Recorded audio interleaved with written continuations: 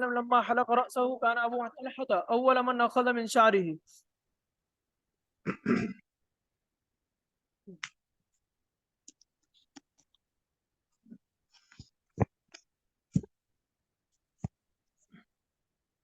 بسم اللہ الرحمن الرحیم الحمد للہ رب العالمین والصلاة والسلام علی سید الانبیاء والمرسلین محمد وآلہ وصحبہ اجمعین اما بعد۔ مصنف رحمۃ اللہ تعالیٰ علیہ نے آج جو باب قائم کیا ہے، الماء الذی یغسل بہ شعر الانسان، اگر کسی انسان کے بال کو اگر دھویا گیا ہو تو اس دھویا ہوا جو پانی ہے، مغسول پانی، مائع مستعمل، اس کا کیا حکم ہے؟ اس مسئلے میں حضرت امام شافعی رحمۃ اللہ تعالیٰ علیہ کے ساتھ اختلاف ہے۔ حضرت امام شافعی رحمۃ اللہ تعالیٰ علیہ فرماتے ہیں کہ انسان کے بدن سے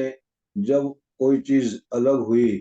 بال وغیرہ کاٹے گئے، الگ ہوئے، تو پھر اس صورت میں وہ ناپاک ہو جائے گا،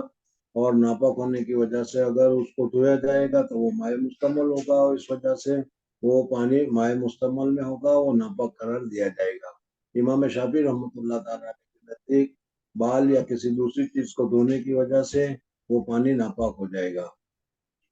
امام ابو حنیفہ رحمۃ اللہ تعالیٰ علیہ اور دوسرے امام کے نزدیک اگر پاک چیز دھوئی گئی ہے تو اس صورت میں وہ پانی ناپاک نہیں ہوگا، بلکہ پانی اپنی اصلی حالت پر بھی رہے گا اور پاک ہی باقی رہے گا۔ مثلا کوئی پاک کپڑا دھویا گیا ہے، یا کیا ہے بدن کا کوئی حصہ ہے جو پاک ہے، اس کو دھویا گیا ہے، تو اس صورت میں پانی اس کے ذریعے سے ناپاک مستعمل ہوگا، لیکن پانی کو ناپاک قرار نہیں دیا جائے گا۔ دوسرا مسئلہ امام بخاری رحمۃ اللہ تعالیٰ نے اسی کے ساتھ جو ذکر کیا ہے اسی باب میں، وہ ہے سور القلب، کلاب، کتے کا جھوٹا ہوا پانی۔ کتے نے اگر پانی پی لیا ہے تو پھر اس صورت میں وہ پانی ناپاک ہوگا یا پانی پاک ہوگا، اس مسئلے کو مصنف رحمۃ اللہ تعالیٰ نے ذکر کیا۔ تو انہوں نے دیکھا ہوگا اور جانتے بھی ہوں گے کہ کتا جب پانی پیتا ہے تو انسان جس طریقے سے برتن کو منہ لگا کر پیتا ہے، اس طریقے سے کتا نہیں پیتا، بلکہ کتا جو ہوتا ہے وہ پانی کے اوپر اپنی زبان لگاتا ہے، اس طریقے سے وہ پیتا ہے۔ وہ تو برتن کو تو ہاتھ بھی نہیں لگاتا یا برتن کو چھوتا بھی نہیں، صرف پانی ہی کو اپنی زبان سے وہ پیتا ہے۔ حضور اقدس صلی اللہ علیہ وسلم نے حدیث میں فرمایا کہ اذا قلب کے لیے نہ ہے تو اس صورت میں وہ پانی ناپاک ہو جائے گا۔ تو جب پانی برتن ناپاک ہو جائے گا، برتن کو 7 مرتبہ دھونے کا ہے، جیسا کہ اس کے علاوہ بھی معلوم ہوگا، دھونے کا حکم دیا ہے تو برتن ناپاک ہو گیا۔ تو جب برتن ناپاک ہو گیا، جب کوئی کتا نے برتن کو چھویا بھی نہیں ہے تو پانی تو بدل جائے گا، ناپاک ہو جائے گا۔ بہرحال یہ دوسرا مسئلہ ہے، امام بخاری رحمۃ اللہ تعالیٰ علیہ نے یہاں پر ذکر کیا۔ پہلا مسئلہ دیکھو کہ الماء الذی یغسل بہ شعر الانسان، انسان کے بال کو اگر دھویا جائے تو وہ پاک ہے، اور پاک ہونے کی وجہ سے کیا ہو جائے گا، وہ پانی ناپاک نہیں ہوگا، جبکہ امام شافعی رحمۃ اللہ تعالیٰ علیہ اس کے ناپاک ہونے کے قائل ہے۔ الماء الذی یغسل بہ شعر الانسان وکان عطا لا یری بہ باسا، عطا ابن رباح اللہ تعالیٰ علیہ فرماتے ہیں کہ اگر بال کے ذریعے سے کوئی کیا ہے رسی بنا دی گئی، یا بال کے ذریعے سے بال کو کیا ہے دھاگا کی جگہ استعمال کر کے کسی جگہ کو سینے کے لیے استعمال کیا گیا تو یہ جائز اور درست ہے۔ لا یری بہ باسا ان یتخذ من الخیوط، خیط مانے دھاگا، والحبال مانے رسی، تو یہ جائز اور درست ہے۔ دوسرا وصور القلب، کلاب، کلاب مانے قلب کی جمع ہے، کوتے کا جھوٹا، وہ ممرھا فی المسجد، اور اس کا مسجد میں گزرنا۔ کتا اگر مسجد میں گزر جائے یا کتا گھر میں داخل ہو جائے تو جس جگہ پر اس کا پاؤں پڑے گا یا جس جگہ پر اس کا بدن لگے گا وہ جگہ ناپاک ہوگی یا نہیں، اس کے متعلق بتاتے ہیں کہ اس کے بدن کے اوپر اگر کوئی ناپاکی نہ ہو اور صرف وہ بدن بھی اس کا سوکھا ہو، اور اس صورت میں اگر وہ مسجد میں داخل ہو جائے یا گھر میں داخل ہو جائے تو داخل ہونے کی وجہ سے اس جگہ کو ناپاک قرار نہیں دیا جائے گا۔ وممرھا فی المسجد وقال الزہری اذا ولغ فی اناء لیس له وضوء غیر یتوضا به۔ اب ابن شہاب زہری رحمۃ اللہ تعالیٰ علیہ اس مسئلے کو بیان کرتے ہیں کہ کتے نے اگر برتن میں منہ ڈال دیا جس کی وجہ سے وہ پانی جھوٹا ہو گیا، پانی ناپاک ہو گیا، تو پھر اس پانی سے وضو کرنا جائز ہے یا اس پانی سے وضو کرنا جائز نہیں ہے۔ تو ہمارے نزدیک حدیث پاک حضور اکرم صلی اللہ علیہ وسلم نے فرمایا، جیسے اگلا باب آ رہا ہے اس میں تفصیل آئے گی تو وہاں وہیں پر تفصیل بتا دیں گے. تو زہری نے کہا کہ جب کتے نے برتن میں منہ ڈال دیا اور اس کے پاس دوسرا پانی نہیں ہے تو وہ اس کے ذریعے سے وضو کرے. حضرت سفیان فرماتے ہیں، سفیان ثوری رحمۃ اللہ علیہ، حاضل فقہ بعینہ، یہی شریعت کا حکم ہے، اس لیے کہ اللہ تبارک و تعالیٰ نے فرمایا فلم تجد مان فتیمموا، اور یہ پانی ہے، اس وجہ سے اس پانی کے ہوتے ہوئے اب تیمم کرنا جائز نہیں ہے. وفی النفس منہ شیء یتوضأ به ویتیمم، اور دوسری صورت یہ ہے کہ اس پانی سے پہلے وضو کر لیں، اب وہ پانی ختم ہو گیا تو اس صورت میں کیا ہے بعد میں پھر تیمم بھی کر لے، تو اس صورت میں کیا ہو جائے گا، وہ پاک ہو جائے گا، درست قرار دیا جائے گا. سب سے پہلا مسئلہ یہاں پر کیا ہے، بال کے متعلق ہے. حضرت امام شافعی رحمۃ اللہ علیہ کے نزدیک بال کے دھونے کی وجہ سے وہ پانی جو ہو جائے گا وہ ناپاک ہو جائے گا. امام شافعی رحمۃ اللہ علیہ فرماتے ہیں کہ اس کے ذریعے سے قال قلت لعبید عندنا من شعر النبی صلی اللہ علیہ وسلم اصبناه من قبل انس او من قبل اهل انس فقال ان تكون عندي شعرة من حب لي من الدنيا وما فيها. حضور اکرم صلی اللہ علیہ وسلم جس طریقے سے بابرکت ہے، اسی طریقے سے حضور اکرم صلی اللہ علیہ وسلم کے بدن کا جوز اور ہر چیز بھی بہت ہی زیادہ برکت والی ہے. اس وجہ سے حضور اکرم صلی اللہ علیہ وسلم کے بال مبارک بھی بہت ہی زیادہ بابرکت ہے. اس وجہ سے کہ لاکھوں کروڑوں روپے کے مقابلے میں اگر حضور اکرم صلی اللہ علیہ وسلم کو مجھے بال مل جائے تو میں اس سے بہت زیادہ مسرور ہوں گا، صحیح ہوگا. بہرحال حضرت امام شافعی رحمۃ اللہ تعالی علیہ نے اس کو کیا ہے، بال اگر دھویا جائے تو اس پانی کو امام شافعی رحمۃ اللہ علیہ اس کو ناپاک فرماتے ہیں. ہماری طرف سے جواب یہ ہے کہ حضور اکرم صلی اللہ علیہ وسلم، کل ہی حدیث تمہارے سامنے گزری تھی کہ حضور اکرم صلی اللہ علیہ وسلم اور صحابہ کرام ایک جگہ پر جمع تھے، نماز کا وقت آ گیا تو جو لوگ وضو کے ساتھ تھے وہ تو اپنے اپنے گھروں میں جا کر، جو لوگ وضو کے ساتھ نہیں تھے وہ تو اپنے اپنے گھروں میں جا کر انہوں نے وضو کیا، لیکن جو باہر سے لوگ آئے تھے ان کا وضو نہیں تھا تو وہاں پانی طلب کیا گیا. تو حضور اکرم صلی اللہ علیہ وسلم کے سامنے ایک پیالہ لایا گیا اور حضور اکرم صلی اللہ علیہ وسلم کے بدن مبارک سے پانی کا خروج ہوا، چشمے کی طرف پانی جاری ہوا اور ان پانی کے ذریعے سے انہوں نے وضو کیا. اب ظاہر بات ہے کہ جب حضور اکرم صلی اللہ علیہ وسلم نے اپنے ہاتھ مبارک میں پانی میں رکھا تو اب ہاتھ کے اوپر تم دیکھو کہ ہاتھ کے اوپر یہ جگہ اور سارے کے سارے بال ہیں. اب وہ بال بھی پانی میں ہوئے تو پانی میں بھیگے، اس پانی میں بھیگنے کے باوجود اس سے وضو کیا تو معلوم ہوا کہ پاک بال کو دھونے کی وجہ سے یا پاک بال اگر پانی میں گرے تو اس کے گرنے کی وجہ سے وہ پانی ناپاک نہیں ہوتا، وہ پانی پاک ہی رہتا ہے.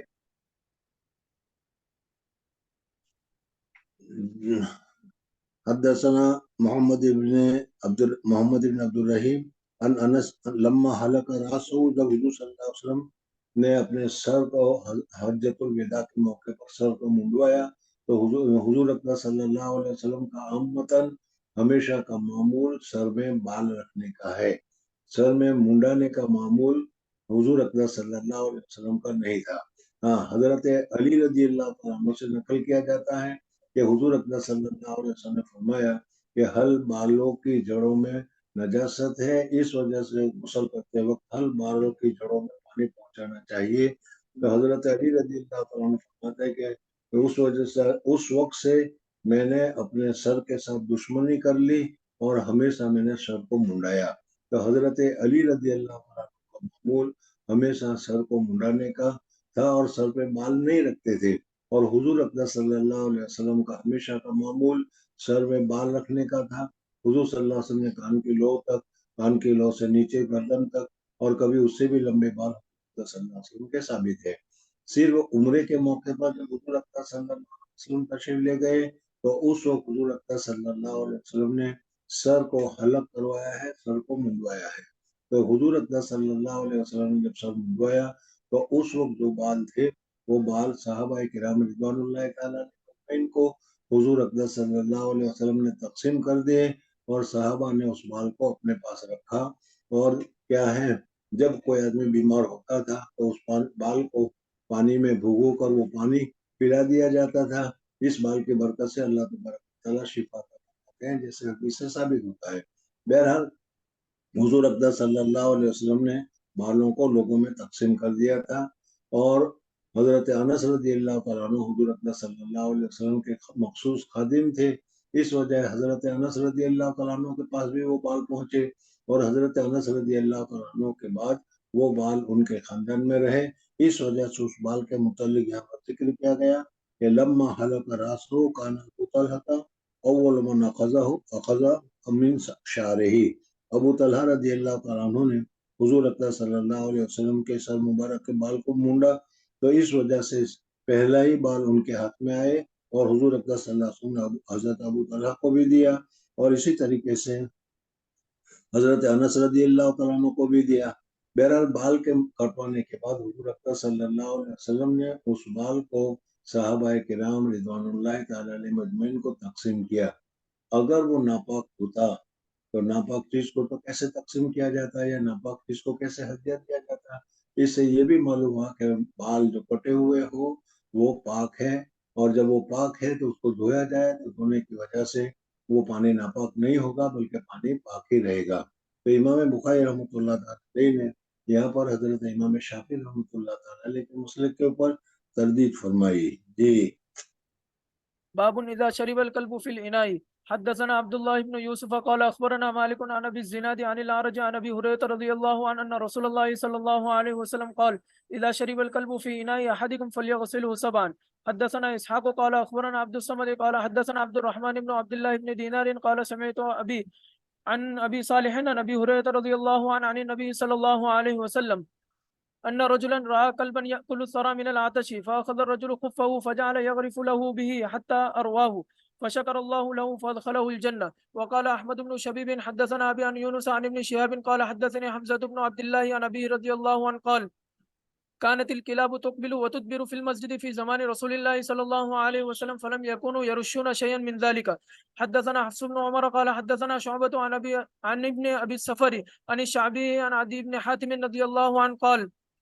سألت النبي صلى الله عليه وسلم قال إذا أرسلت كلبك المعلم فقتل فكل وإذا أكل فلا تأكل فإنما أمسك على نفسه. قلت أرسل كلبي فأجد معه كلبا آخر قال فلا تأكل فإنما سميت على كلبك ولم تسمي على كلب آخر. مصنف رحمۃ اللہ تعالی علیہ نے یہاں پر مسئلہ ذکر کیا ہے کہ اذا شرب القلب الاناء، اگر کسی کتے نے برتن میں منہ ڈال دیا اور اس نے اس میں سے پانی پی لیا تو اس صورت میں اس برتن کا اور اس پانی کا کیا حکم ہے. اس مسئلے کو یہاں پر ذکر کیا ہے. آپ لوگوں نے اس مسئلے کو پڑھا ہوگا اور تفصیل بھی آپ کو معلوم ہوئی ہوگی کہ ظاہریہ کے نزدیک اور امام مالک رحمۃ اللہ تعالی کے نزدیک کتا اگر برتن میں منہ ڈال دے تو اس ڈالنے کی وجہ سے وہ پانی ناپاک نہیں ہوگا. معلوم یتغیر لونہ اور ریحہ، جب تک کہ اس کی کیا ہے پانی کی حالات وغیرہ نہ بدل جائے، نجاست کا ظہور نہ ہو جائے، غلبہ نہ ہو جائے، وہاں تک وہ پانی پاک ہی رہے گا، ناپاک نہیں رہے گا. ان کے علاوہ دوسرے تمام ائمہ کے نزدیک وہ پانی ناپاک ہو جائے گا، اور برتن کو بھی دھونا پڑے گا، برتن کو بھی مانجنا پڑے گا، برتن بھی ناپاک ہو گیا. میں نے جیسے ابھی بتایا کتے نے برتن کو تو ہاتھ لگایا نہیں، لیکن ناپاک پانی ناپاک ہو گیا اور کتے کے منہ ڈالنے کی وجہ سے، اور وہ پانی جب ناپاک ہو گیا تو ناپاک پانی جب برتن میں لگا تو برتن بھی ناپاک ہو گیا. اس وجہ سے برتن کو بھی پاک کرنا پڑے گا. لیکن مسئلہ اختلافی جو ہے وہ یہ ہے کہ برتن کو جب پاک کیا جائے گا تو کتنی مرتبہ دھونا پڑے گا. 7 مرتبہ دھونا پڑے گا اور اس کو مانجنا پڑے گا یا نہیں. حضرت امام احمد ابن حنبل رحمۃ اللہ علیہ کے نزدیک برتن کو 1 مرتبہ مانجنا پڑے گا اور 7 مرتبہ دھونا پڑے گا، تبھی وہ برتن کیا ہوگا، پاک ہوگا. امام ابو حنیفہ رحمۃ اللہ تعالی کے نزدیک دوسری نظر سے جس طریقے سے برتن وغیرہ کو لگ جاتے ہیں اور اس کو 3 مرتبہ دھونے سے وہ پاک ہو جاتی ہے، اس طریقے سے اگر کتے نے برتن میں ڈال دیا تو اس برتن کو بھی 3 مرتبہ دھونے سے وہ پاک ہو جائے گا، اور اس کو کیا ہے مانجنا 7 مرتبہ یا 6 مرتبہ اس کی ضرورت نہیں ہے. اصل مسئلہ جو ہے اس کو سمجھو گے تو پھر اچھے طریقے سے یہ بات ہمارے سمجھ میں آ جائے گی۔ جس طریقے سے آج کل ہمارے لوگوں کے دلوں میں کتے کے ساتھ محبت دکھائی دے رہی ہے اور کتوں کو بہت زیادہ چاہتے ہیں، بچے کو تو کیا ہے پیدل چلاتے ہیں اور کتے کو گود میں لے کر گھومتے ہیں، سمجھ میں آئے نا۔ کتے کی بہت ہی زیادہ محبت ہے۔ صحابہ کرام رضوان اللہ تعالیٰ علیہ کے اجمعین کے ابتدائی دور میں بھی ایسا ہی حالت تھی، وہ کتوں کو بہت ہی زیادہ بہت ہی زیادہ رغبت کے ساتھ رکھتے تھے، پالتے تھے، اور ہم لوگ کتوں کے ساتھ رہا کرتے تھے۔ حضور اقدس صلی اللہ علیہ وسلم نے کتوں کے ساتھ بغیر ضرورت کے اس طریقے سے تعلق رکھنے کی، اس طریقے سے محبت کرنے کی ممانعت فرمائی ہے، اور اس کو بہت ساری وجوہات ہیں، سمجھ میں آ گئے۔ ایک مرتبہ کسی انگریز کے ساتھ کسی کو بحث ہو گئی، یا ریل گاڑی میں کسی کے ساتھ بحث ہو گئی، حضرت تھانوی رحمۃ اللہ تعالی بھی موجود تھے، تو پوچھا کہ بھائی تمہارے یہاں کتوں سے اتنی نفرت کیوں ہے؟ انہوں نے کہا کہ کتوں میں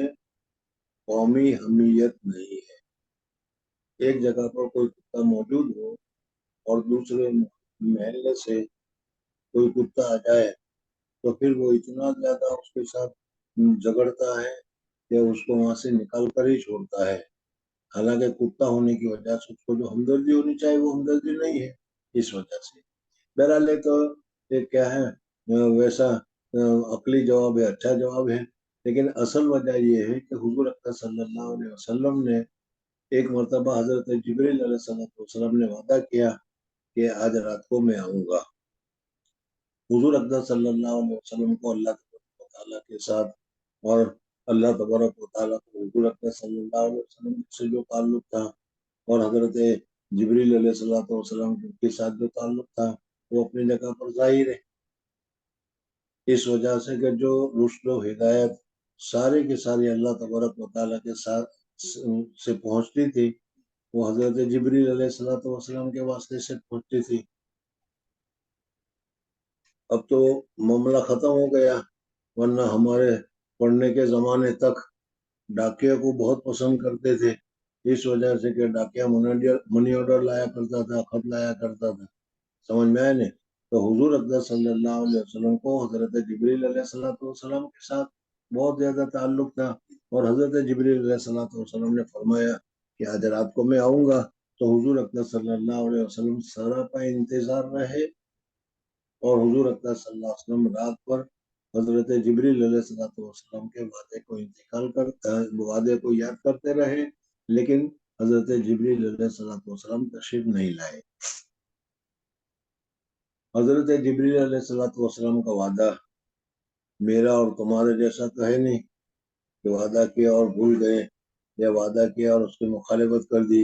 9 چلے لکھا دی اور بھی چھوڑ دیا، سمجھ میں آیا نہیں۔ تو حضور اکرم صلی اللہ علیہ وسلم انتظار کرتے رہے، لیکن حضرت جبریل علیہ السلام تشریف نہیں لائے، اور پھر جب صبح کی نماز کے لیے حضور اکرم صلی اللہ علیہ وسلم اپنے حجرے مبارک سے جب باہر نکلے تو حضرت جبریل علیہ السلام کو دروازے پر کھڑا پایا۔ حضرت جبریل علیہ السلام نے کہا کہ میں تو رات پر آپ کا انتظار کرتا رہا، آپ آئے نہیں۔ تو حضرت جبریل علیہ السلام نے فرمایا کہ نحن الملائکہ لا ندخل بیتا فیہ قلب او تصاویر۔ حضرت جبریل علیہ السلام نے کہا کہ یا رسول اللہ صلی اللہ علیہ وسلم، ہم فرشتوں کی جو جماعت ہے وہ اس گھر میں داخل نہیں ہوتے جس گھر میں تصویر لگی ہوئی ہو، حیوان کی، جاندار کی تصویر لگی ہوئی ہو۔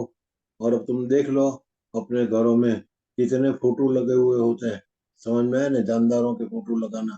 چاہے اپنا ہو یا دوسرے کا، تو فرشتے، رحمت کے فرشتے داخل نہیں ہوتے۔ نحن الملائکہ لا ندخل بیتا فیہ صورۃ او کلب، یا کتا ہو اور آپ کے چارپائی کے نیچے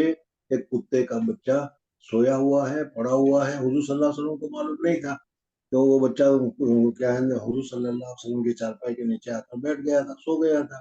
اس وجہ سے حضرت جبریل علیہ السلام تشریف نہیں لائے۔ بہرحال حضور اکرم صلی اللہ علیہ وسلم نے صحابہ کرام رضوان اللہ تعالیٰ کو کتوں کے ساتھ شغف، کتوں کے ساتھ تعلق اور کتوں کے ساتھ محبت کو دیکھا کہ جو بہت بڑی ہوئی تھی، اور یہ بھی دیکھا کہ فرشتے اللہ تبارک و تعالیٰ کے رحمت کے فرشتے اس گھر میں اس جگہ پر نہیں جاتے جہاں پر کیا ہے کتا وغیرہ موجود ہو۔ تو حضور اکرم صلی اللہ علیہ وسلم نے لوگوں کے دلوں میں کتے کی محبت نکل جائے اور کتوں سے نفرت پیدا ہو جائے، اس وجہ سے حضور اکرم صلی اللہ علیہ وسلم نے صحابہ کرام رضوان اللہ تعالیٰ علیہم کو حکم فرمایا کہ کتوں کو قتل کرو، کتوں کو مارو، کتوں کو بھگاؤ اور کتوں کے ساتھ کیا ہے محبت کو ختم کرو۔ اب صحابہ کرام رضوان اللہ تعالیٰ علیہم کتوں کو مارنے لگے اور کتوں سے کیا کہ ہم دور کرنے لگے۔ اب تک جو ہر وقت ساتھ میں کتے کو لے کر پھرا کرتے تھے وہ سارا ختم ہو گیا۔ تو حضور اکرم صلی اللہ علیہ وسلم نے فرمایا کہ کالا کتا ہے اس کو مارو، فإنه شیطان، وہ شیطان ہوتا ہے یا شیطان کی شکل اختیار کر لیتا ہے وہ، اس وجہ سے پھر کالا کتے کو مارنے کا حکم دیا، دوسرے کتے کو چھوڑ دیا۔ اور پھر کچھ مدت کے بعد جب حضور اکرم صلی اللہ علیہ وسلم نے دیکھا کہ لوگوں کو کتوں سے نفرت ہو گئی، تو حضور اکرم صلی اللہ علیہ وسلم نے فرمایا کہ مالی اور خلاف مجھے اور کتوں کے ساتھ کیا دشمنی ہے، اس وجہ سے کیا ہے اب اگر کتوں کو تم مارنا چھوڑ دو تو درست ہے، اس لیے کہ تمہارے دلوں میں کتوں کی محبت تھی، وہ کتوں کی محبت ختم ہو گئی۔ میں جس کام کو چاہتا تھا کہ کتے کی محبت ختم ہو جائے وہ مقام حاصل ہو گیا، اس وجہ سے کتے کو قتل کرنے کی ضرورت نہیں ہے۔ تو ان ساری چیزوں کو اگر تم غور کرو گے اور سوچو گے تو حضور اکرم صلی اللہ علیہ وسلم نے جس وقت دیکھا تھا کہ کتوں کے ساتھ بہت زیادہ محبت ہے اور اس محبت کو نکلنا تھا، تو اس وقت حضور اکرم صلی اللہ علیہ وسلم نے حکموں میں تشدید بھی فرمائی کہ جہاں بھی کتا ملے اس کو مارو۔ حتیٰ کہ روایت میں آتا ہے کہ کبھی اڑوس پڑوس کے علاقے سے، دیہات سے، گاؤں سے کوئی آدمی کتا لے کر آ جاتا تھا تو اس کے کتے کو بھی صحابہ کرام رضوان اللہ تعالیٰ علیہ اجمعین مار دیا کرتے تھے۔ تو اس وقت چونکہ محبت زیادہ تھی اس وجہ سے اس کے حکام میں بھی حضور اکرم صلی اللہ علیہ وسلم نے سختی فرمائی کہ ایک مرتبہ مانجو اور 7 مرتبہ دھو گے تب وہ برتن پاک ہوگا۔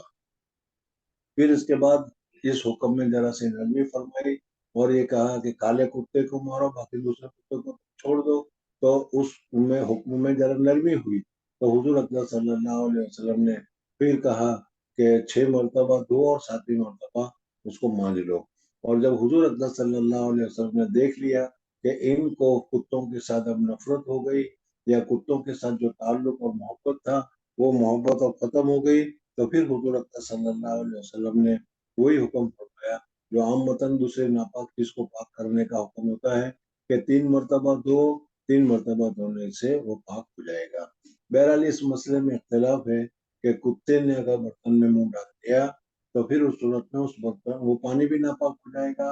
اور وہ چیز بھی ناپاک ہو جائے گی اور اس برتن کو دھونا پڑے گا۔ حضرت امام احمد ابن حنبل رحمۃ اللہ علیہ کے نزدیک 1 مرتبہ مانجنا پڑے گا، 7 مرتبہ دھونا پڑے گا۔ حضرت امام شافعی رحمۃ اللہ تعالیٰ علیہ کے نزدیک 1 مرتبہ مانجنا پڑے گا اور 6 مرتبہ دھونا پڑے گا۔ امام ابو حنیفہ رحمۃ اللہ علیہ کے نزدیک دوسری اور ناپاکی سے پاک کرنے کے لیے جس طریقے سے 3 مرتبہ دھویا جاتا ہے وہ پاک ہو جاتا ہے، اس طریقے سے یہ بھی اس طریقے سے ہو جائے گا۔ حضرت ابو ہریرہ رضی اللہ تعالیٰ کی روایت کے اعتبار سے تم دیکھو گے تو حضرت ابو ہریرہ رضی اللہ تعالیٰ کی روایت 8 مرتبہ والی ہے کہ 1 مرتبہ مانجو اور 7 مرتبہ دھو۔ لیکن جب اپنے زمانے میں حضرت ابو ہریرہ رضی اللہ تعالیٰ سے فتویٰ پوچھا گیا تو اس وقت حضرت ابو ہریرہ نے بھی 3 مرتبہ دھونے کا حکم فرمایا۔ تو راوی اپنی روایت کے خلاف فتویٰ دے رہا ہے تو اس کا معنی یہ ہے کہ انہوں نے رجوع کر لیا ہے یا منسوخ ہونا ان کے سامنے آ گیا ہے، اس وجہ سے حضرت ابو ہریرہ نے 7 یا 8 مرتبہ دھونے کو نہیں کہا بلکہ 3 مرتبہ دھونے کو کہا، اس وجہ سے 3 مرتبہ سے وہ چیز کیا ہو جائے گی، پاک ہو جائے گی۔ بہرحال اذا شرب الكلب في الاناء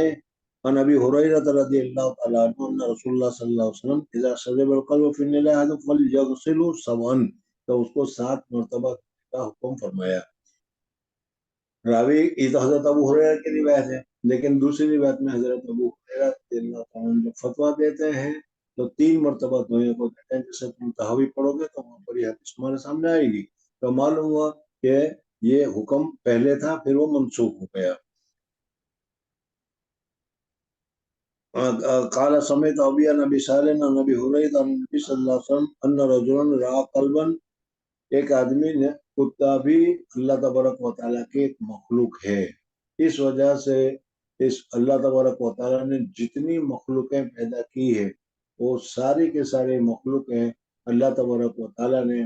ہمارے فائدے کے لیے پیدا کی ہیں اور اس سے ہم کو فائدہ اٹھانے کا حکم بتایا ہے. اس وجہ سے مخلوقات سے بھی کوئی بھی چیز، کوئی کیڑا، کوئی مکوڑا اللہ تبارک و تعالیٰ نے بیکار نہیں پیدا کیا. اللہ تبارک و تعالیٰ نے اس کو ہمارے فائدے ہی کے لیے بنایا ہے، ہمارے فائدے ہی کے لیے اس کو اللہ تبارک و تعالیٰ نے پیدا کیا ہے. تو اسی طریقے سے یہ کتا بھی اللہ تبارک و تعالیٰ نے ہمارے فائدے ہی کے لیے پیدا کیا ہے اور اس سے ہمیں اتنا ہی فائدہ اٹھانا چاہیے جتنا ہم اس سے فائدہ اٹھا سکیں. لیکن ضرورت سے زیادہ کتے کو اپنے دل میں بٹھا لینا اور ہر وقت اپنے پاس ہی پاس رکھنا سمجھنا ہے نہیں، یہ مناسب نہیں ہے. بہرحال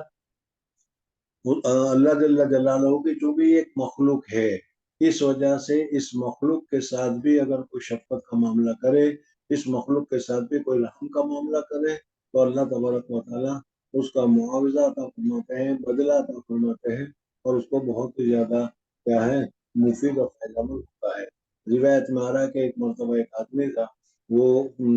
گرمی میں سفر کر رہا تھا. سفر کرتے کرتے کنویں کے پانی کی پیاس لگی اور وہ کنویں کے پاس پہنچا اور جا کر اس نے پانی پیا. اس وقت کنویں میں پانی نکالنے کے لیے اندر اترا جاتا تھا، جس کو آج کل ہماری اصطلاح میں باؤ کہتے ہیں. تو ایسے کنویں میں اتر کر اس نے خود پانی پیا. پانی پی کر باہر آیا، باہر آ کر اس نے دیکھا تو ایک کتا ہے جو وہ بھی پیاسا تھا اور وہ بھی پانی تلاش کر رہا تھا. اور اس وجہ سے وہ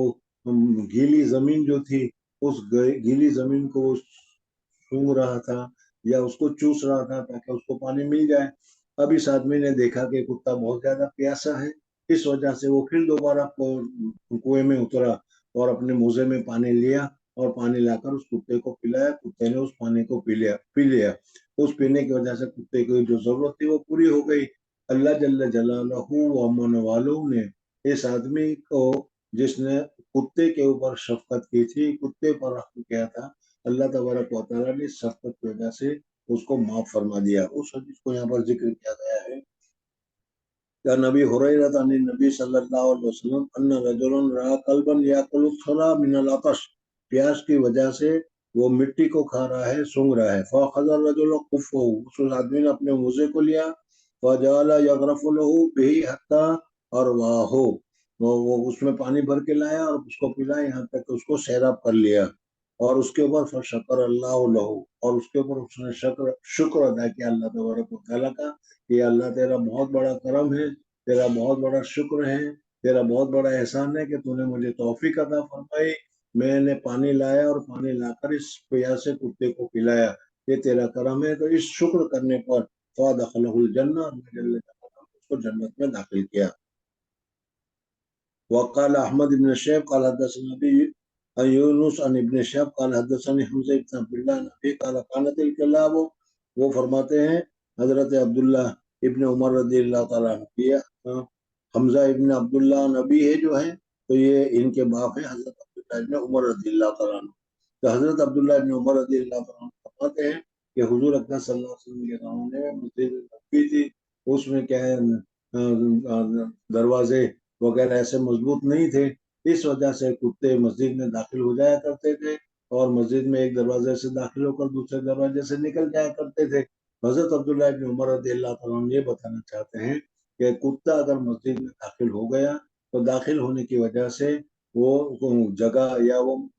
جس جگہ پر اس نے پاؤں رکھا ہے اگر اس کا پاؤں چھکا ہے، نجاست سے ملا ہوا نہیں ہے، تو اس صورت میں اس کے گزرنے کی وجہ سے ناپاک نہیں ہوگا. کتے کا بدن جو ہے ظاہر میں اوپر نیچے سب وہ خشک ہوتا ہے اور جب تک اس کے اوپر کوئی نجاست نہ ہو تو کتے کا بدن لگ جائے، کتے کی پونچھ لگ جائے، کتے کا بدن کا حصہ اگر تمہارے بدن پر یا کپڑے پر لگ جائے تو لگنے کی وجہ سے، چونکہ بدن کے اوپر کوئی نجاست نہیں ہے اس وجہ سے اس کے لگنے کی وجہ سے تمہارا کپڑا، تمہارا بدن، تمہارا ہاتھ وغیرہ ناپاک نہیں ہوتا. ہاں کتے میں جو ناپاک ہے وہ اس کی زبان ہے، اور زبان میں سے جو لعاب نکلتا ہے کرتا ہے، جس کی وجہ سے وہ لعاب نکلتا ہے، وہ لعاب ناپاک ہے۔ اس وجہ سے اگر کتے کا لعاب تمہارے کپڑے کو لگ گیا، کتے کا لعاب تمہارے ہاتھ کو لگ گیا، تو پھر اس صورت میں وہ ناپاک قرار دیا جائے گا۔ اب مسئلہ یہ ہے کہ اگر کسی آدمی کو کتے نے پکڑ لیا، منہ سے پکڑ لیا، کان سے پکڑ لیا، تو ظاہر بات ہے کہ اب اس کی زبان کا حصہ یا لعاب وغیرہ لگے گا تو اب وہ ناپاک ہو جائے گا۔ جس وقت کتا پانی پیتا ہے تو وہ زبان سے پیتا ہے، اور اس کے زبان پر جو لعاب ہوتا ہے وہ لعاب ناپاک ہے، وہ پانی کو لگتا ہے، اس وجہ سے پانی ناپاک ہو جاتا ہے۔ تو اس وجہ سے فرمایا گیا کہ حضرت عبداللہ ابن عمر رضی اللہ عنہ فرماتے ہیں کہ کانت الکلاب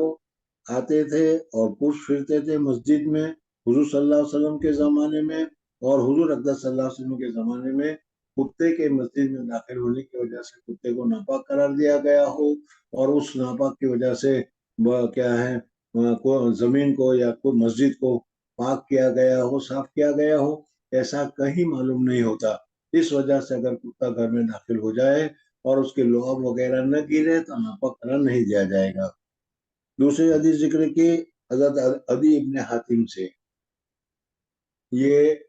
پہلے بھی میں نے بتایا تھا حضور صلی اللہ علیہ وسلم کے خط مبارک کو جو حضور صلی اللہ علیہ وسلم نے ہرقل کو دیا تھا، وہ ہرقل کے لے جانے میں حضرت عدی ابن حاتم، یہ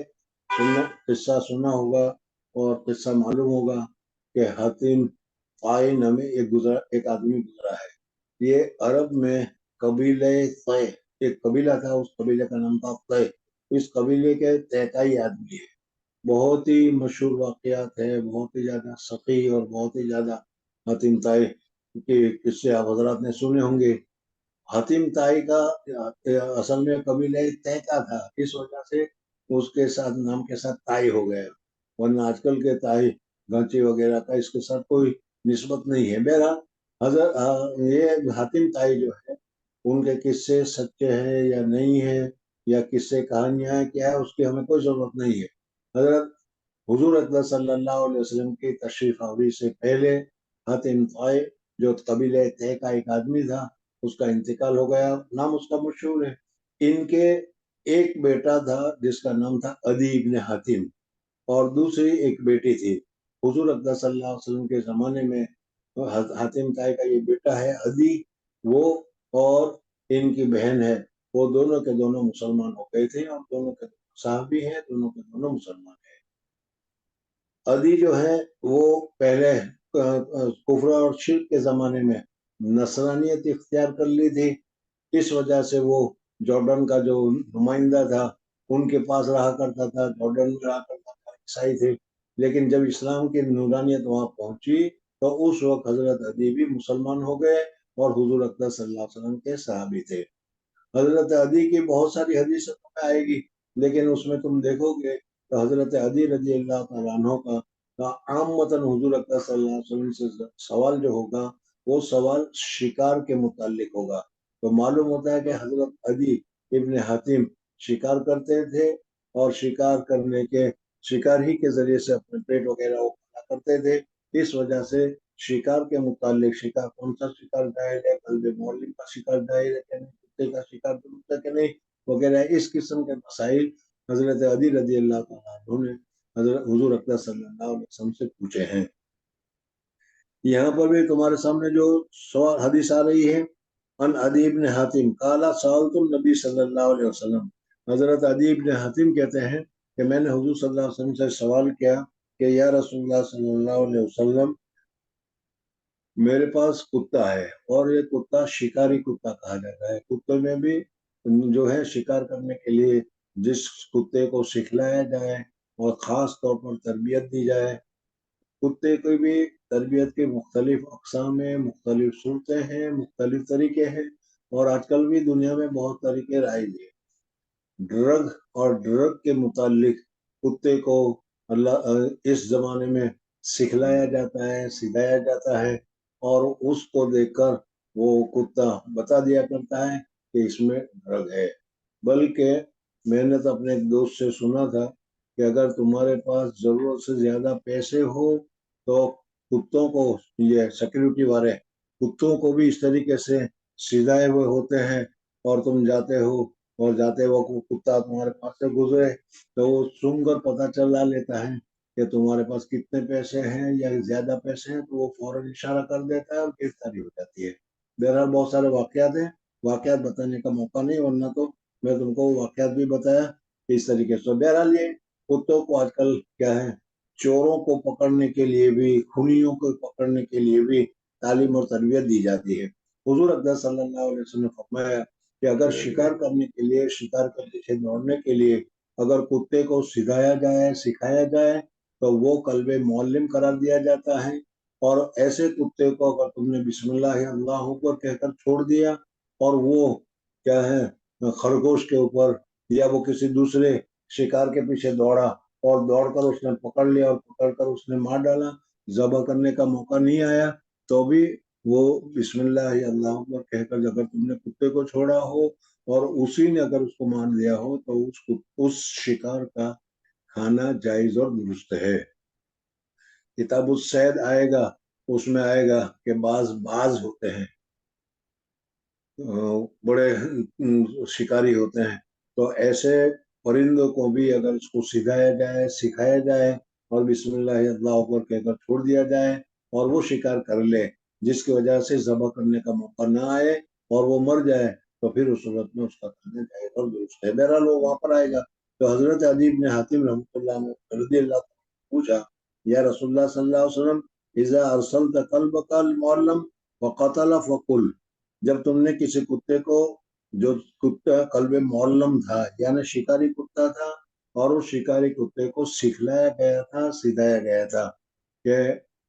اس نے جو شکار کرے گا وہ شکار اپنے لیے نہیں کرے گا، شکار ہمارے لیے کرے گا۔ اپنے لیے کرنے کا مطلب یہ ہے کہ اگر اس نے شکار کیا اور شکار کر کے خود ہی کھا لیا تو، یا کھانے کا اس نے شروع کر دیا تو معلوم ہوگا کہ اس نے شکار اپنے لیے کھانے کے لیے کیا ہے، اس وجہ سے پھر اس شکار کا کھانا جائز نہیں ہے۔ لیکن اگر اس کتے نے شکار کیا اور شکار کو پکڑا اور پکڑ کر اس کو مار ڈالا اور اس نے اس میں سے ذرا سا بھی کھایا نہیں ہے، تو پھر اس صورت میں اس نے گویا کہ تمہارے لیے شکار کو پکڑا ہے، اس وجہ سے اس شکار کا کھانا جائز اور درست ہے۔ تو فرمایا کہ اذا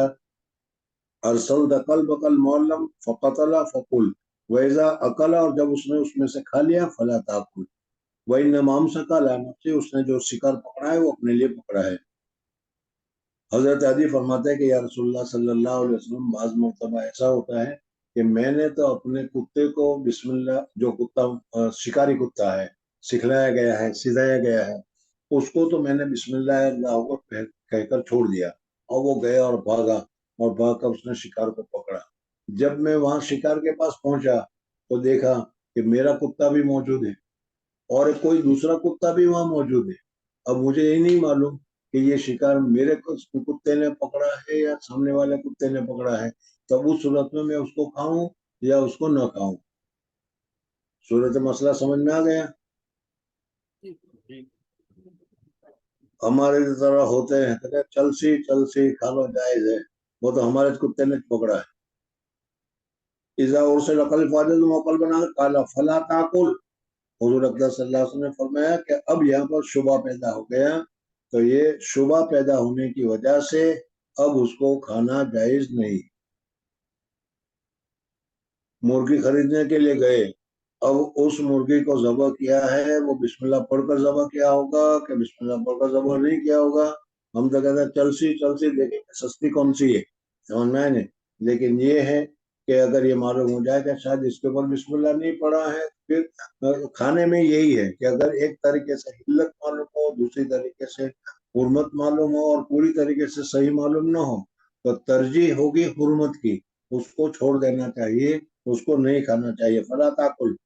فإنما سميت على قلبك، اس لیے کہ بسم اللہ پڑھی تھی اپنے کتے پر، ولم تسم على قلب آخر، دوسرے کتے پر بسم اللہ نہیں پڑھی تھی، اس لیے ہو سکتا ہے کہ اس نے قتل کیا ہو، اس وجہ سے اس کو کھانا جائز نہیں ہے۔ بہرحال اس حدیث سے معلوم ہوا کہ اگر کتا کیا شکار کرے تو اس شکار کرنے کی وجہ سے اگر قلب معلم ہو، شکاری کتا ہو، سکھلایا گیا ہو، سکھایا گیا ہو تو جائز۔ میں نے ابھی بتایا کہ ڈرگ کو اور اسی طریقے سے خونی کو اور اسی طریقے سے بہت سے جرائم میں آج کل پولیس والے کتوں کو سکھلایا کرتا ہے اور اس سے فائدہ حاصل کرتے ہیں. جی باب من لم ير الوضوء الا من المخرجين القبول والدبر لقوله تعالى او جاء احد منكم من الغائط وقال عطاء فيما يخرج من دبره الدود او من ذكره نحو القملة يعيد الوضوء. وقال جابر بن عبد الله رضي الله عنهما اذا ضحك في الصلاة اعاد الصلاة ولم يعيد الوضوء. وقال الحسن ان اخذ من شعره او اظفاره او خلع خفيه فلا وضوء عليه. وقال ابو هريرة رضي الله عنه لا وضوء الا من حدث. ويذكر عن جابر رضي الله عنه أن النبي صلى الله عليه وسلم كان في غزوة ذات رقاع فرمي رجل بسهم فنزفه الدم فركع وسجد ومضى في صلاته. وقال الحسن ما زال المسلمون يصلون في جراحاتهم. وقال طاووس ومحمد بن علي وعطاء وأهل الحجاز ليس في الدم وضوء. وعصر ابن عمر بصرة فخرج منها الدم فلم يتوضأ. وبزق ابن أبي أوفى دما فمضى في صلاته. وقال ابن عمر والحسن في من احتجم ليس عليه إلا غسل محاجمه.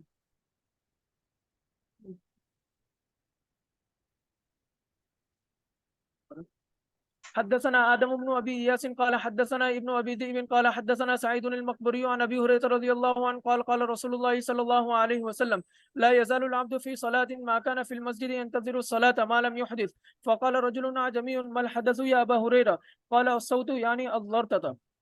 حدثنا أبو الوليد قال حدثنا ابن عيينة عن الزهري عن عباد بن تميم عن عمه رضي الله عنه عن النبي صلى الله عليه وسلم قال لا ينصرف حتى يسمع صوتا أو يجد ريحا. حدثنا قتيبة قال حدثنا جرير عن الأعمش عن منذر أبي يعلى الثوري عن محمد بن الحنفية قال قال علي رضي الله عنه كنت رجلا مزاء فاستحييت أن أسأل رسول الله صلى الله عليه وسلم فأمرت المقداد بن أسود فسأله فقال فيه الوضوء. ورواه شعبة عن الأعمش. حدثنا سعد بن حفص قال حدثنا شيبان عن يحيى عن أبي سلمة أن عطاء بن يسار أخبره أن زيد بن خالد أخبره أن سأل عثمان بن عفان رضي الله عنه قلت أرأيت إذا جامع ولم يمني؟ قال عثمان يتوضأ كما يتوضأ للصلاة ويغسل ذكره. قال عثمان رضي الله عنه سمعته من رسول الله صلى الله عليه وسلم فسألت عن ذلك عليا والزبير وطلحة وأبي بن كعب رضي الله عنهم فأمروه بذلك. حدثنا إسحاق بن منصور قال أخبرنا النضر قال أخبرنا شعبة عن الحكم عن ذكوان أبي صالح عن أبي سعيد الخدري رضي الله عنه أن رسول الله صلى الله عليه وسلم أرسل إلى رجل من الأنصار وجاء ورأسه يقطر فقال النبي صلى الله عليه وسلم لعلنا أعجلناك؟ فقال نعم. فقال رسول الله صلى الله عليه وسلم إذا أعجلت أو قحطت فعليك الوضوء. تابعه وهب قال حدثنا شعبة ولم يقل غندر ويحيى عن شعبة الوضوء.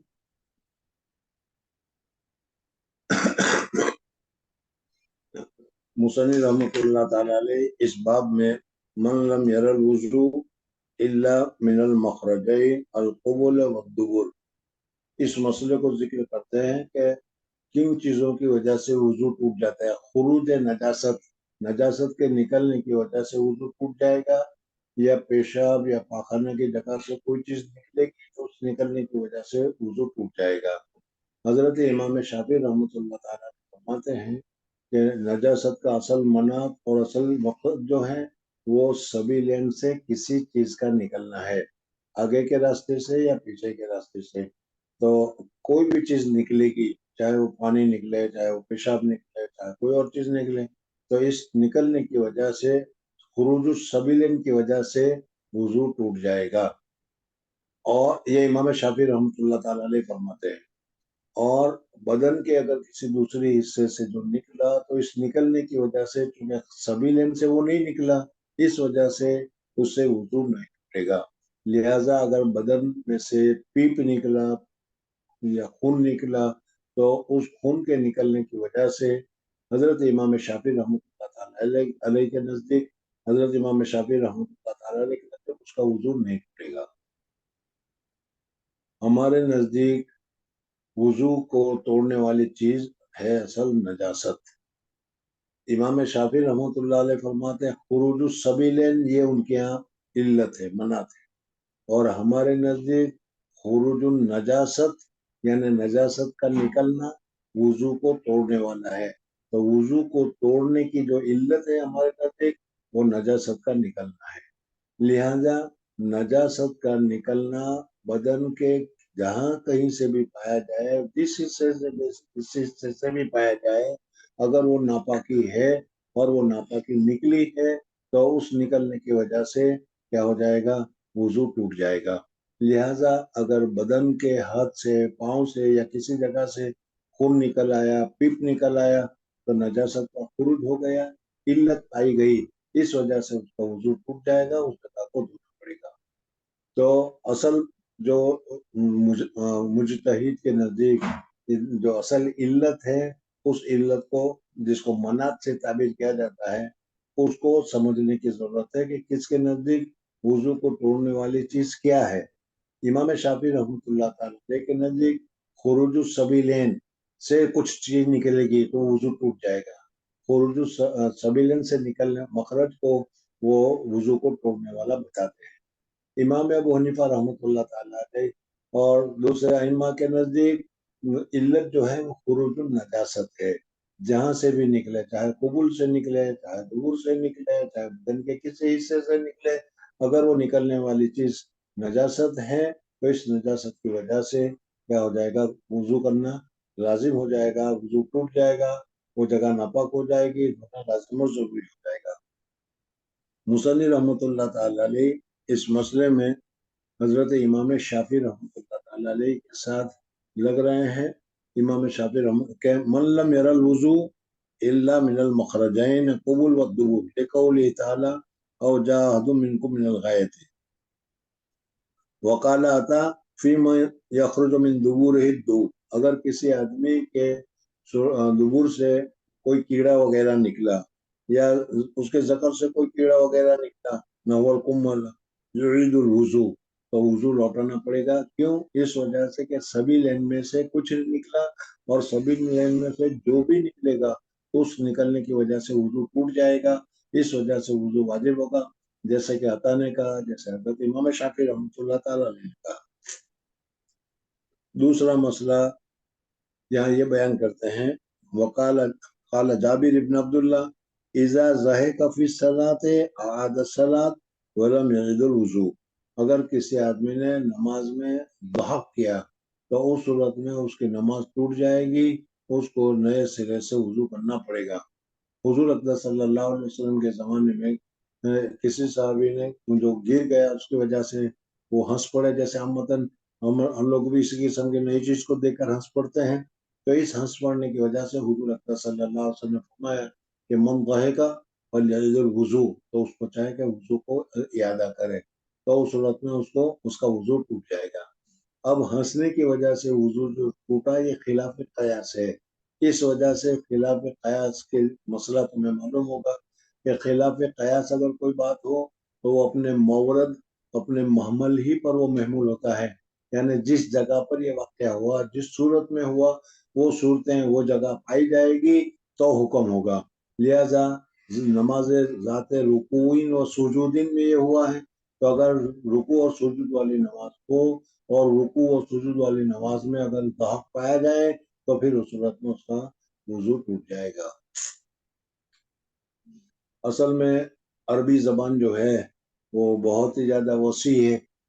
اتنی اردو میں وسعت نہیں ہے، اس وجہ سے ہمارے تو ایک ہی معنی ہوگا کہ ہنسنا پایا گیا۔ بہرحال یہاں پر یہ ایک تو ہے کہ آدمی کو کسی مسرت کی وجہ سے اگر اس کے صرف ہونٹ ہی پر مسرت کی وجہ سے صرف ہونٹ ہی کھلے تو اس کو تبسم سے تعبیر کیا جاتا ہے، مسکراہٹ جس کا ترجمہ ہمارے پاس ہے۔ اور مسکراہٹ کرنے سے نہ وضو واجب ہوتا ہے نہ کچھ واجب ہوتا ہے۔ مسکراہٹ کے بعد ایک دوسرا درجہ ہے، اور وہ درجہ ہے ضحک کا، کہ آدمی کا کیا ہے، دانت وغیرہ بھی کھل جاتا ہے، ذرا سی آواز بھی نکلتی ہے، لیکن آواز اتنی ہوتی ہے کہ خود ہی سن سکتا ہے، دوسرے تک نہیں پہنچتی، تو اس صورت میں اس کو ضحک کہا جاتا ہے۔ اور تیسری صورت یہ ہے کہ منہ بھی کھلے، دانت بھی کھلے، آواز بھی ہو، اور وہ آواز دوسرے تک بھی پہنچ جائے تو اس صورت میں اس کو قہقہا کہا جاتا ہے۔ تو اگر کسی نے ذات رکوعین و سجودین نماز میں قہقہا کیا تو قہقہا کرنے کی وجہ سے نماز بھی ٹوٹ جائے گی، وضو بھی ٹوٹ جائے گا۔ ضحک کیا تو صرف نماز ٹوٹ جائے گی، وضو نہیں ٹوٹے گا۔ اور تبسم میں نہ وضو ٹوٹے گا نہ نماز ٹوٹے گا۔ بہرحال مصنف رحمۃ اللہ علیہ فرماتے ہیں کہ وقال جابر بن عبداللہ رضی اللہ تعالیٰ اذا ضحک فی الصلاۃ، ضحک کی وجہ سے نماز ٹوٹ جائے گی، وضو نہیں ٹوٹے گا، اور قہقہہ کی وجہ سے دونوں ٹوٹ جائے گا، تبسم کی وجہ سے ولم يعد الوضو، وضو کے لوٹانے کی ضرورت نہیں ہے۔ امام بخاری رحمۃ اللہ تعالیٰ نے ایک دوسرا مسئلہ بھی ساتھ میں ذکر کر رہے ہیں اور اس کو منسوخ کر رہے ہیں حضرت حسن کی طرف، اور یہ حسن سے مراد حضرت حسن بصری رضی اللہ تعالیٰ عنہ ہے۔ حضرت حسن بصری رحمۃ اللہ تعالیٰ علیہ بہت بڑے تابعین میں شمار ہوتا ہے۔ ان کی والدہ نے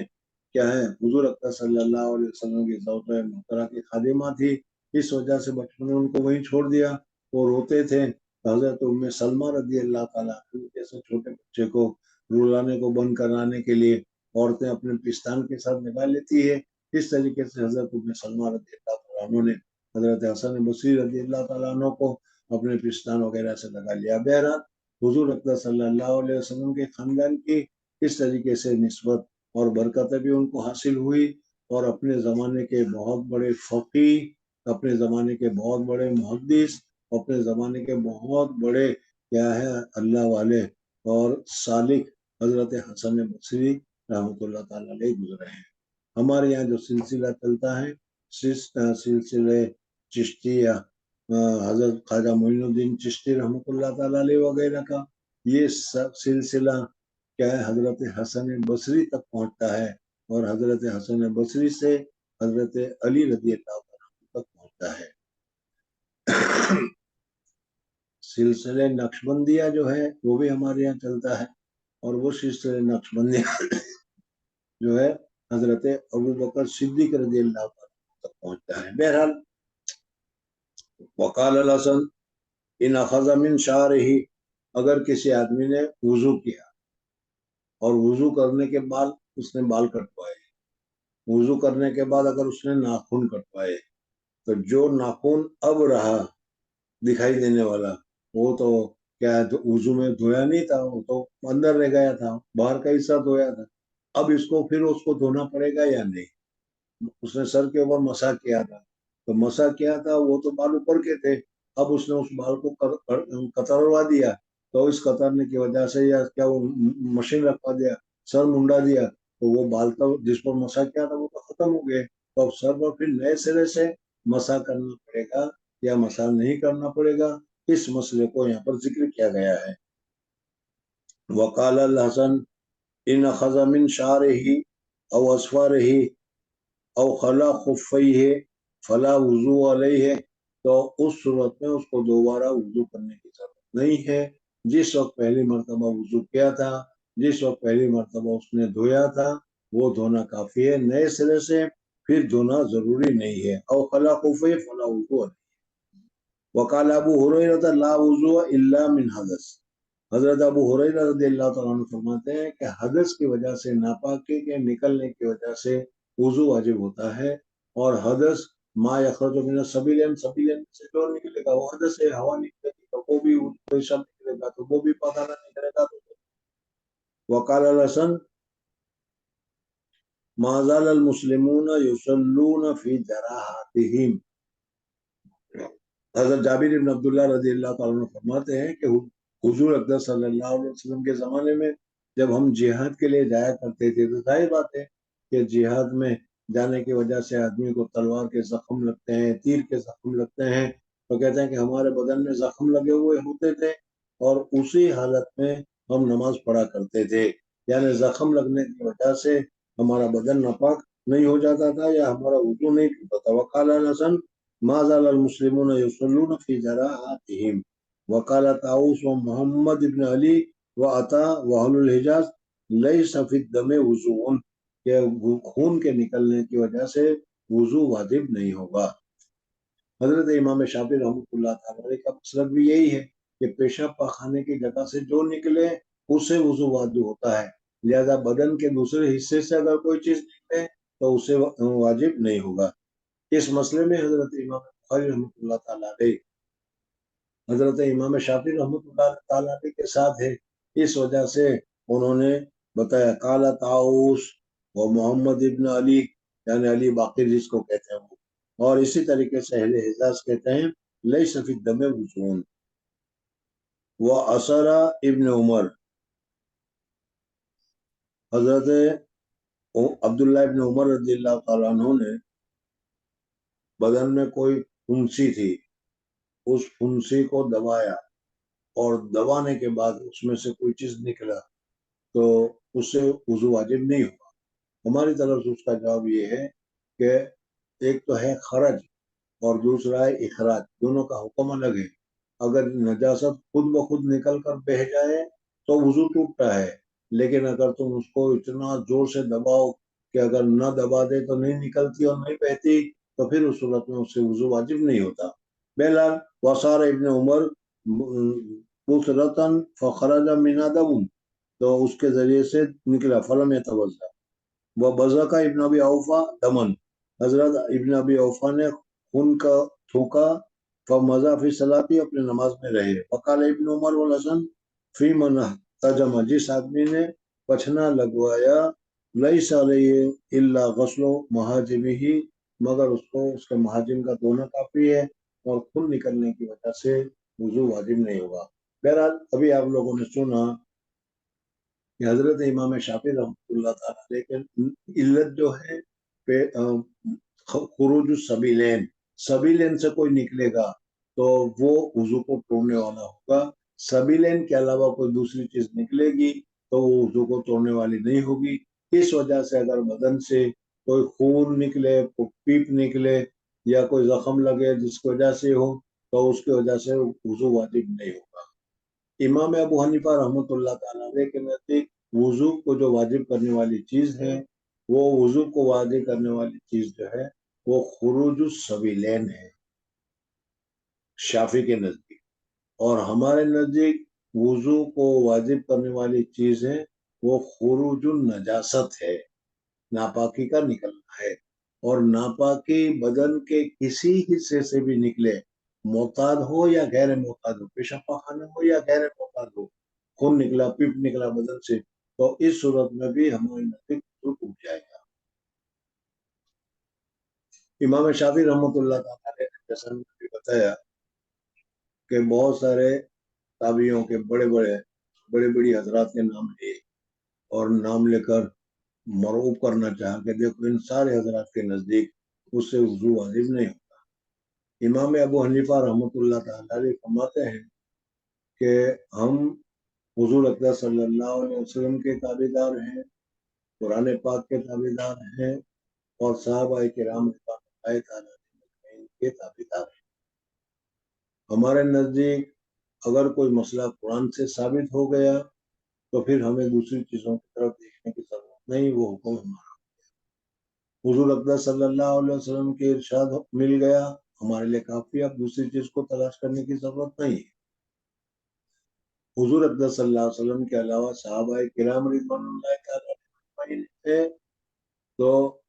صحابہ کے درجات بڑے ہیں، صحابہ کا مقام بھی بہت اونچا ہے، لیکن کسی ایک ہی صحابہ کو ماننا یا ایک ہی صحابہ کو لینا ضروری نہیں ہے. صحابی کلہم عدول، سارے کے سارے صحابی عادل ہیں. بِأَيِّهِمْ اقْتَدَيْتُمْ اهْتَدَيْتُمْ، جون سے صحابہ کا بھی اقتداء کرو گے تو ہدایت پا جاؤ گے. اس وجہ سے امام ابو حنیفہ رحمۃ اللہ علیہ فرماتے ہیں قرآن سے اگر کوئی مسئلہ ثابت ہو گیا اختلاف کی گنجائش نہیں، حضور صلی اللہ علیہ وسلم سے کوئی بات ثابت ہو گئی اختلاف کی گنجائش نہیں. لیکن صحابہ کرام رضوان اللہ تعالی اگر آپس میں اختلاف ہو تو پھر ہمارے لیے یہ لازم ہے کہ صحابہ کی اقتداء کے بغیر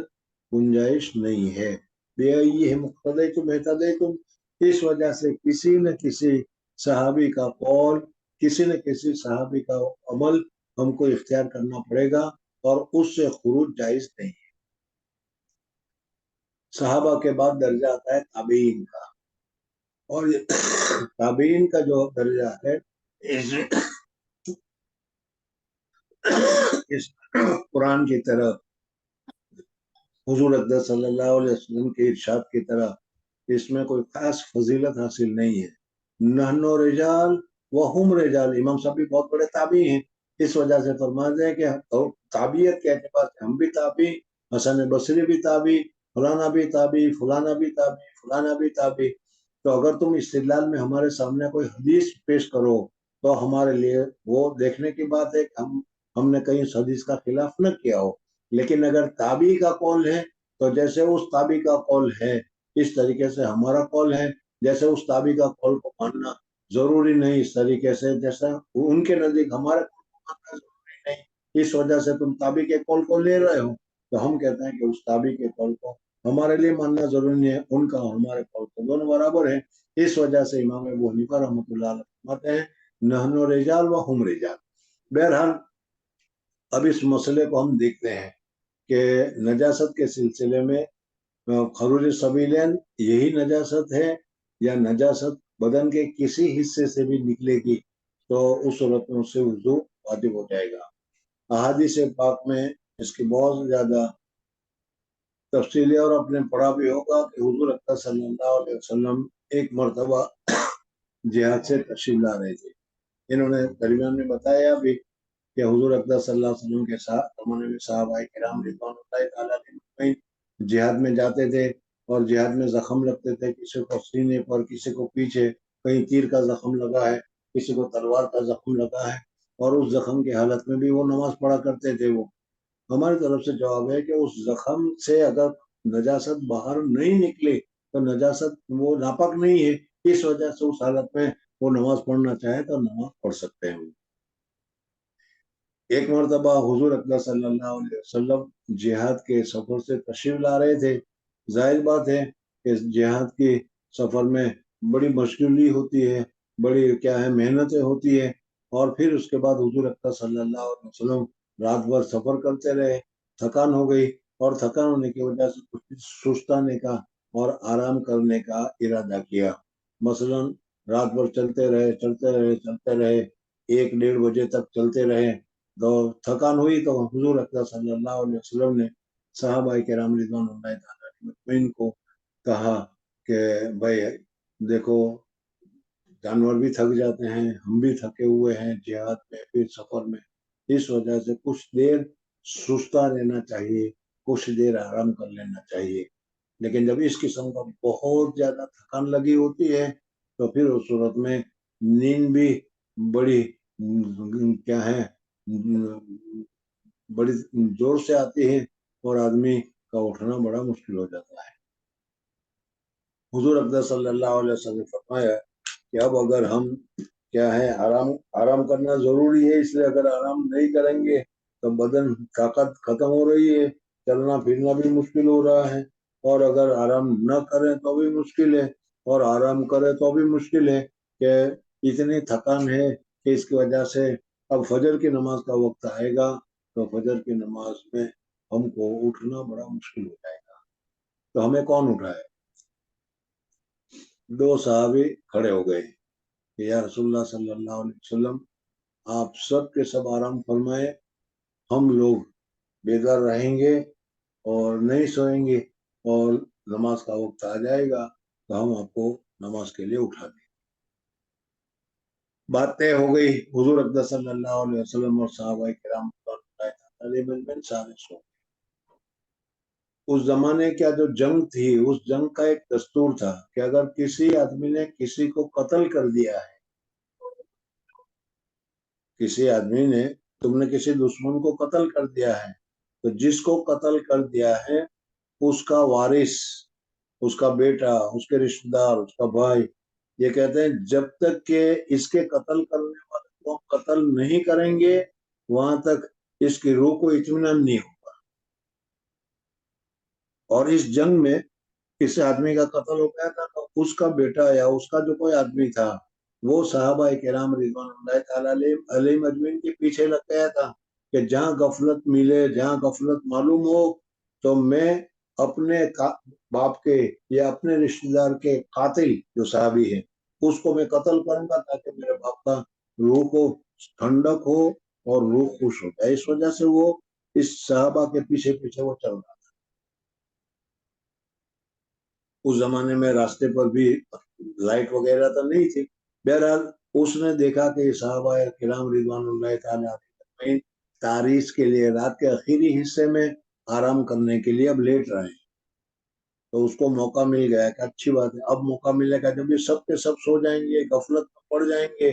تو اب میں اپنے کیا ہے آدمی کے جو قاتل ہیں اس کو میں قتل کر دوں گا، یہ اس فکر میں تھا۔ اب ادھر یہ ہوا کہ حضور اقدس صلی اللہ علیہ وسلم اور صحابہ کرام رضوان اللہ تعالی علیہ مجمعین سب کے سب سو گئے۔ ان دو آدمیوں نے جنہوں نے عہد کیا تھا، وعدہ کیا تھا کہ ہم آپ کو اٹھا دیں گے، وہ دونوں بیدار رہے۔ بہرحال وہ دونوں بھی آدمی ہی تھے، ان کو بھی تھکن لگی تھی، لیکن انہوں نے مجاہدہ کیا تھا، قربانی دی تھی، اپنی نیند کو قربان کیا تھا حضور صلی اللہ علیہ وسلم کی اور صحابہ کے آرام پر، اس وجہ سے وہ دونوں بیدار رہے۔ اب یہ جب دونوں بیدار رہے اور دوسرا کوئی کام تو تھا ہی نہیں، بیداری تھی 3 گھنٹے تک، مثلا اگر رات کو 2 بجے ہیں تو 5 بجے فجر کی نماز ہوگی، تو 3 گھنٹے تک ان کو تو بیدار ہی رہنا تھا۔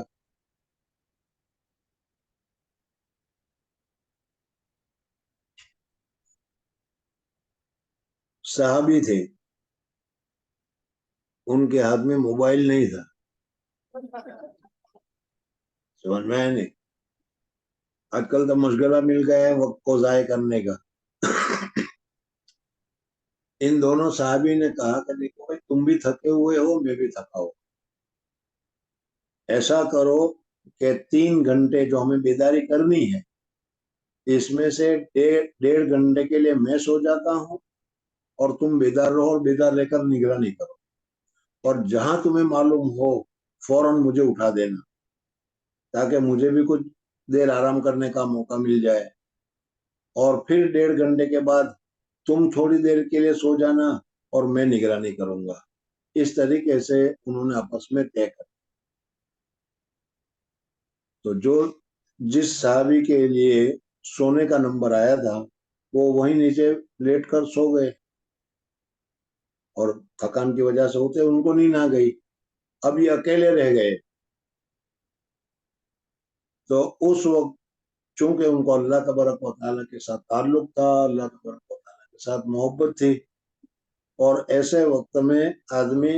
اپنے محبوب کی طرف ہی متوجہ ہوتا ہے، تو انہوں نے یہ سمجھا کہ 1 گھنٹہ 1.5 گھنٹہ کا جو وقت ہے، اس 1-1.5 گھنٹے کے وقت کو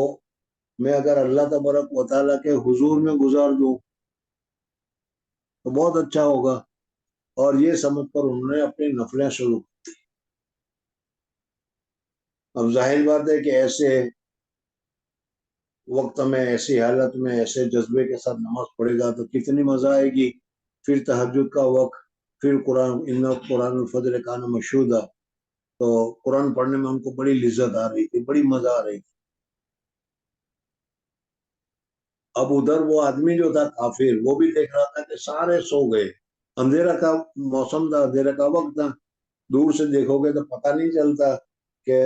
کوئی ستون کھڑا ہے یا آدمی کھڑا ہے، تو اس نے دور سے دیکھا کہ سارے سو گئے ہیں، ایک ستون کی طرح ایک آدمی کھڑا ہے یا ستون ہے، تو اس نے وہیں سے ایک تیر مارا، اور وہ تیر آ کر جس ستون سمجھ کر مارا تھا،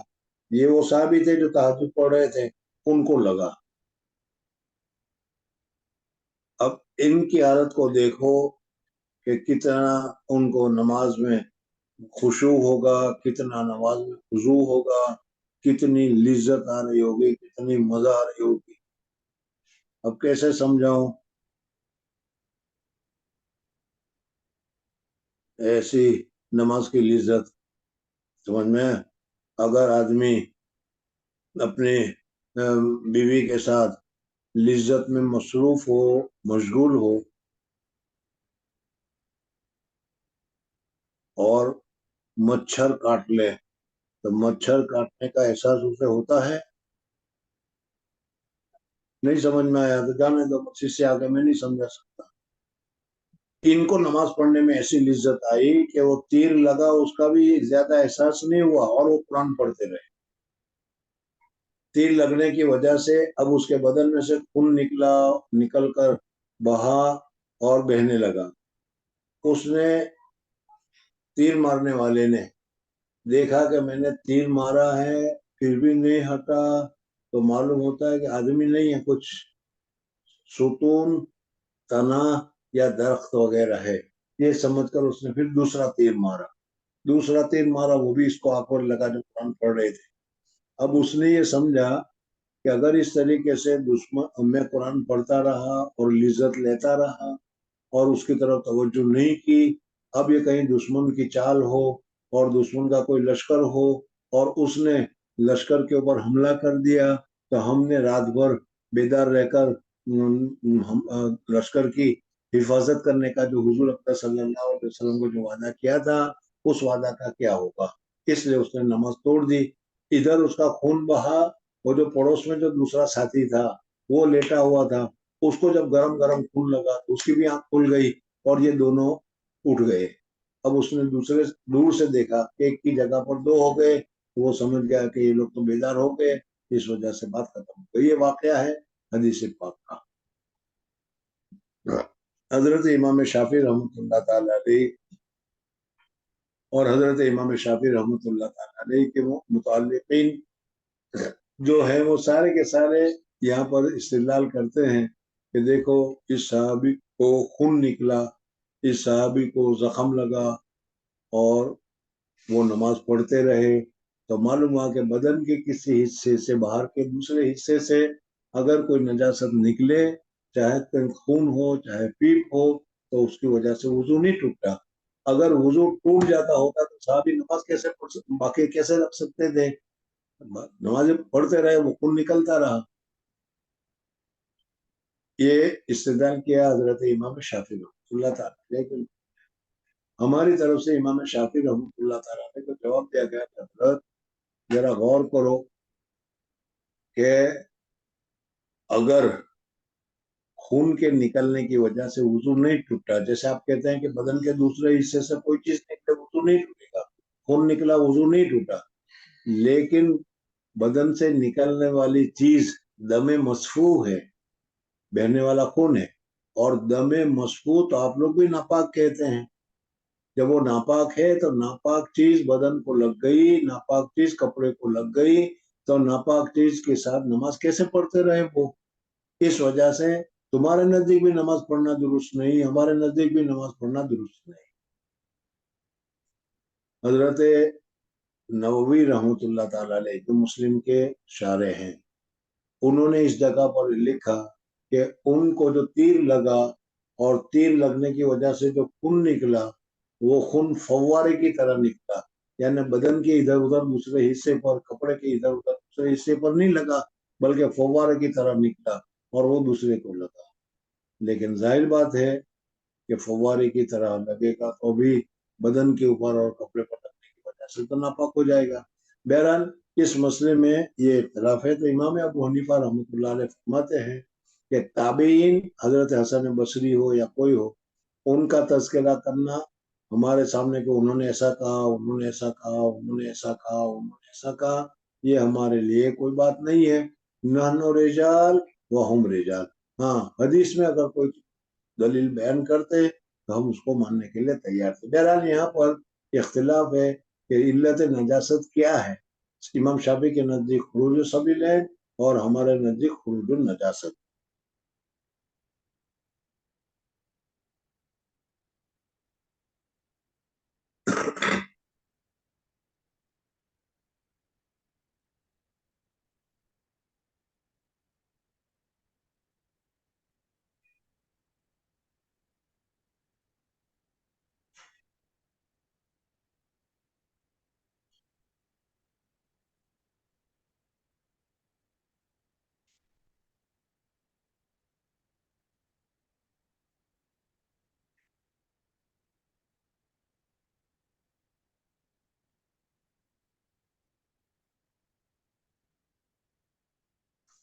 صفحہ نمبر 29۔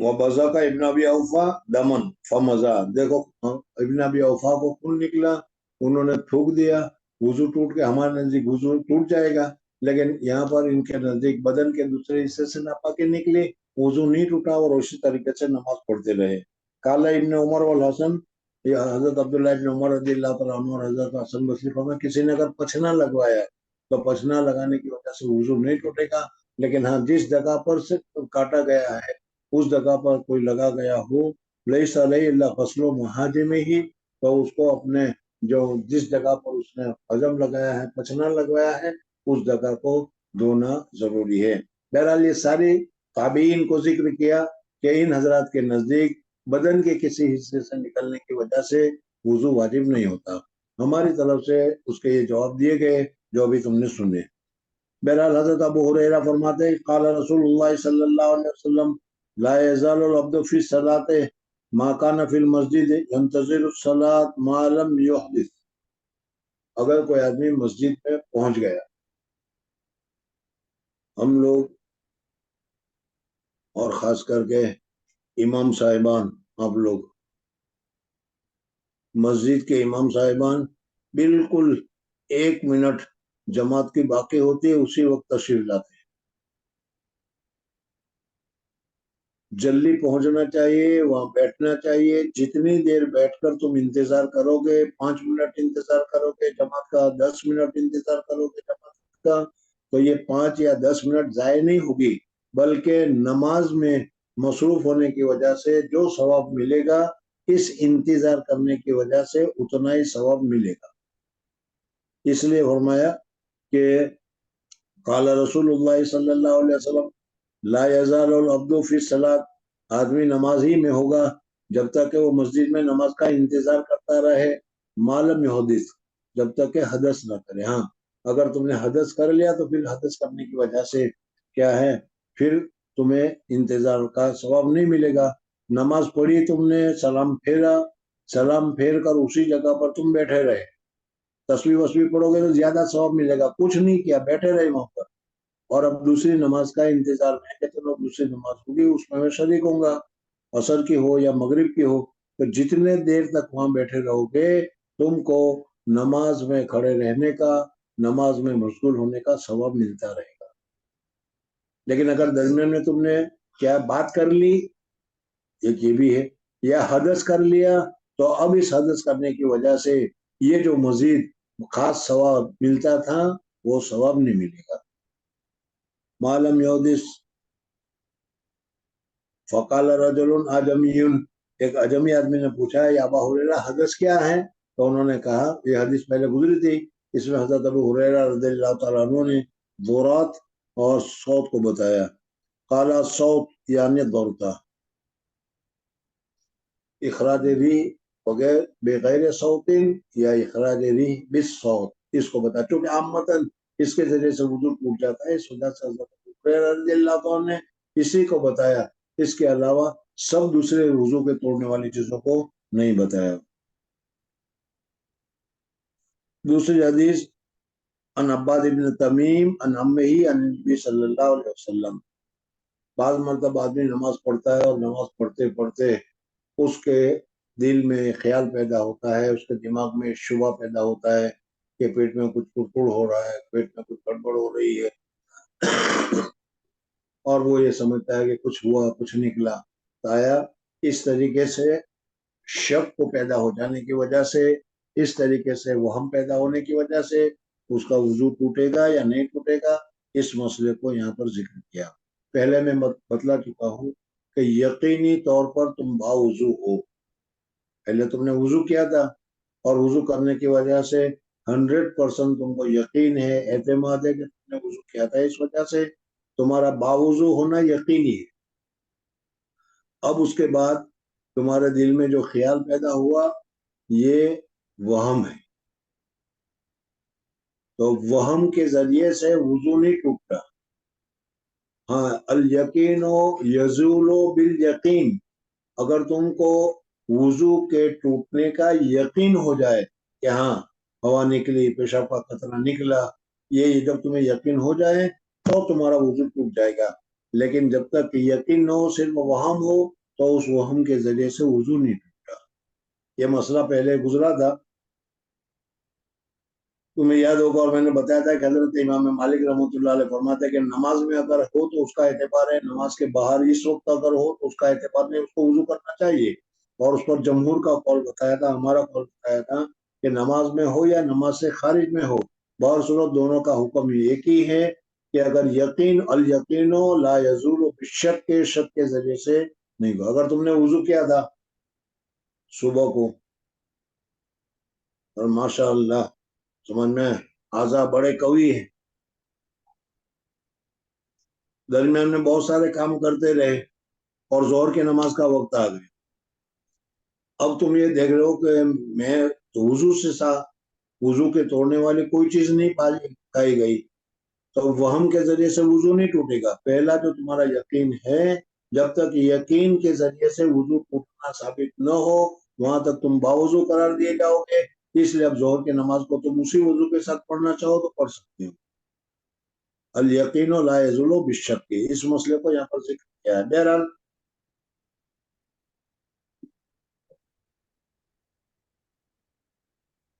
عن ابو الولید قال حدثنا ابن عیینۃ عن الزہری عن عباد بن طبیب عن نبی صلی اللہ علیہ وسلم قال لا ينصرف آدمی نہ ہٹے یہاں تک کہ سنے صوتن او یجد ریحن،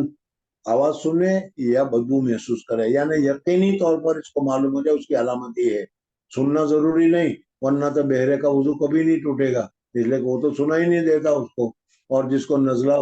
ہو اس کو بھی کوئی چیز سنگائی نہیں دیتی، اس کو نہیں آتی، تو وہ بھی مطلب یہاں پر یہ ہے کہ یقینی طور پر خروج کا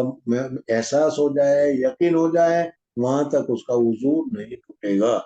حدثنا قتیبہ عن محمد ابن الحنفیہ، یہ حضرت علی رضی اللہ تعالیٰ عنہ کے وہ لڑکے ہیں جس کا تذکرہ میں نے پہلے بتایا تھا کہ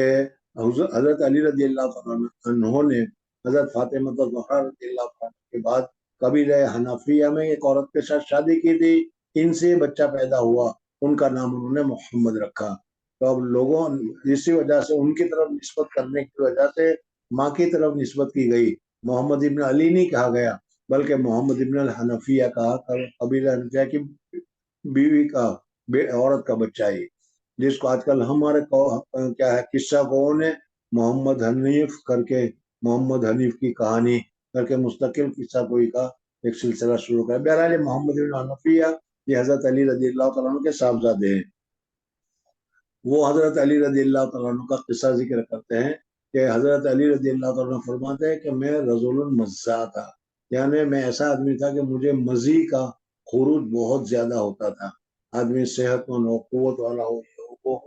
اور یہ مسئلہ پہلے تمہارے سامنے گزر چکا تھا۔ تو میں حضور صلی اللہ علیہ وسلم کے صاحبزادی میرے نکاح میں تھے اور عامتاً مزی نکلتا ہے بیوی کے ساتھ مستی مذاق کرنے کی وجہ سے، اس وجہ سے میں حضور اقدس صلی اللہ علیہ وسلم سے پوچھنے میں شرم کیا کرتا تھا، اور مزی کے نکلنے کے بعد بھی میں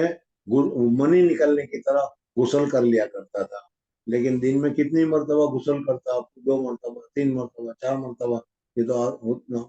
مزی تو نکلتی ہی رہتی تھی۔ اس وجہ سے میں نے مقداد کو کہا، دوسرے کو کہا، تیسرے کو کہا، اور ایک روایت میں آتا ہے کہ پھر میں نے خود حضور صلی اللہ علیہ وسلم سے پوچھا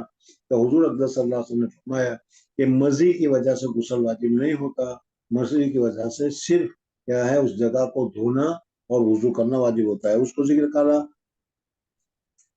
كنت رجلا مزاح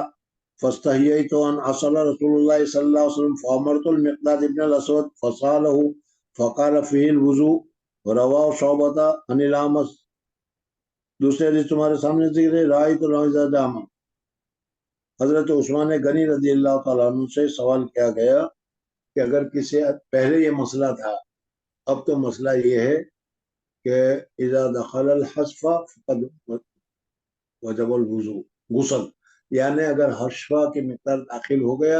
انزل اور لم ينزل، تو اس صورت میں غسل کرنا ہوگا۔ ابتدائی زمانے میں حضور صلی اللہ علیہ وسلم کے ابتدائی زمانے میں یہ مسئلہ تھا کہ اگر کسی آدمی نے اپنی بیوی کے ساتھ جمع کیا اور جمع کرنے کے بعد منی کا خروج نہیں ہوا اور اس نے جمع کو بند کر دیا، ختم کر دیا، تو پھر اس صورت میں اس کو اپنے ذکر کو دھونا ہوگا اور وضو کرنا ہوگا، غسل کرنے کی ضرورت نہیں ہے۔ الماء بالماء، لیکن یہاں ماء نہیں نکلا اس وجہ سے غسل واجب نہیں ہوگا۔ لیکن بعد میں پھر یہ مسئلہ بدل گیا اور اب इज़ा दखल हश्फा वक़द वजब गुस्ल, तो गुस्ल वाजिब हो जाएगा। अब उसी मसले को यहाँ पर जिक्र किया गया है कि अनता इब्न यसार अखबरना ज़ैद इब्न खालिद अखबरना साल उस्मान इब्न अफ़्फ़ान आराई, तो हजरत उस्मान से सवाल पूछा गया कि अगर किसी आदमी ने जिमा किया वलम युमने, लेकिन मनी का खुरूज नहीं हुआ, हजरत उस्मान ने फरमाया कि यतवज़्ज़ा कमा यतवज़्ज़उ लिस्सलात व यग़सिलु ज़करहु। क़ाल उस्मान समिअतु मिन रसूलिल्लाहि सल्लल्लाहु अलैहि वसल्लम फसाल तो ज़ालिका अन अली व ज़ुबैर व तल्हा व उबय बिन कअब रज़ियल्लाहु अन्हु, तो सब ने यही हुक्म दिया, पहले यही हुक्म था। तो इससे मालूम हुआ कि गुस्ल वाजिब नहीं होता, और क्या है, मज़ी वगैरह के निकलने से सिर्फ वुज़ू वाजिब होगा, गुस्ल वाजिब नहीं होगा। अन्ना रसूल सल्लल्लाहु अलैहि वसल्लम, इसी तरीके से हुजूर अकबर सल्लल्लाहु अलैहि वसल्लम ने किसी सहाबी को कहा कि जाओ फलाने को बुला के लाओ। वो वहां उनके घर बुलाने के लिए गया। जब बुलाने के लिए गया तो वो अपनी बीवी के साथ मशगूल था और कहा कि हुजूर सल्लल्लाहु अलैहि वसल्लम बुला रहे हैं। तो उन्होंने अपनी बीवी के साथ जो मशगूल था उस शगुल को पूरा किए बगैर उसी हालत में वहां से निकला और जल्दी से गुस्ल करके हुजूर सल्लल्लाहु अलैहि वसल्लम ने बुलाया था, तो हुजूर अकबर सल्लल्लाहु अलैहि वसल्लम के पास पहुंचा। हुजूर अकबर सल्लल्लाहु अलैहि वसल्लम ने उसकी ज़ाहिरी हालत, इसलिए कि जब आदमी नया नया गुस्ल करके निकलता है तो कुछ पानी असर अलामत निशानियां बाकी रह जाती है। उन निशानियों को देखकर हुजूर सल्लल्लाहु अलैहि वसल्लम समझ गए और हुजूर सल्लल्लाहु अलैहि वसल्लम फरमाया कि शायद हमने जल्दी की तुमको बुलाने में। तो कहा कि हाँ या रसूलुल्लाह सल्लल्लाहु अलैहि वसल्लम। तो हुजूर अकबर सल्लल्लाहु अलैहि वसल्लम ने फरमाया कि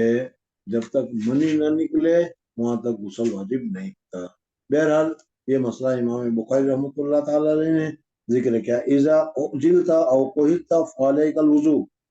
ये पहले हुक्म था। ताबहु वहब क़ाल हदथना शुअबा व लम यकुल गुंदुर व यहया अन शुअबता अल वुज़ू। जी। बाबु रजुल युवद्दिउ साहिबहु हदस